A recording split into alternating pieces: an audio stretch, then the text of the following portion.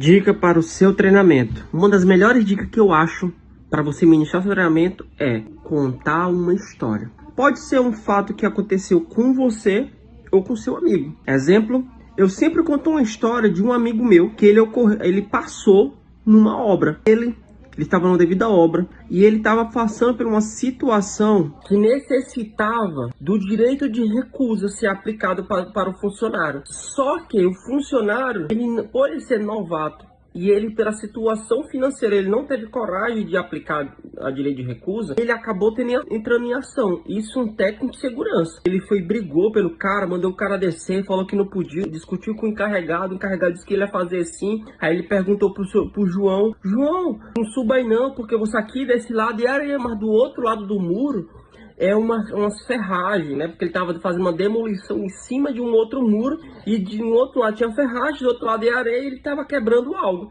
E ele poderia deslizar e cair em cima das ferragens e nisso ele ia morrer, né? E nisso ficou brigando, ele conseguiu trazer o computador lá, bateu foto, registrou, conversou e o João falou assim, ó, meu amigo, eu entendo que você está querendo me ajudar e eu agradeço muito. Mas se eu não fizer, ele vai me demitir. E eu passei 2 anos desempregado. E eu não posso deixar minha casa sem ter alimento. E nisso ele ficou sem o que fazer. Ele disse, seu João, eu entendo o seu sentimento. Eu estou muito comovido com isso. Mas se você morrer, você que não vai conseguir mais ajudar a sua família. No meio pra cá, ele brigou de um lado, meio pro outro. Ele bateu o pé, que ele preocupado com o seu João e falou, se quer que o seu João trabalhe, pode me demitir. Então pronto. A empresa, o engenheiro veio, pegou ele, botou ele para fora, tranquilo. Alguns dias depois, ele foi lá, de novo na obra, para pegar algumas papeladas. Quando ele chegou lá, todo mundo assim, meio abalado, e descobriu que o João, naquele exato dia, naquela exata atividade, ele sofreu uma queda e caiu no meio das ferragens.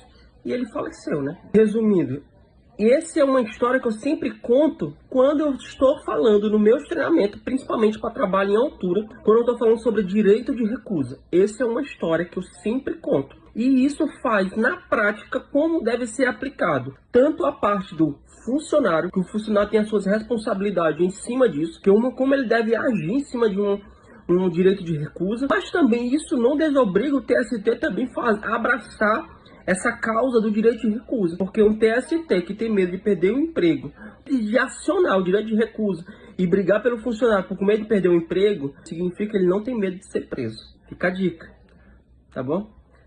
Essa é uma dica que eu sempre falo.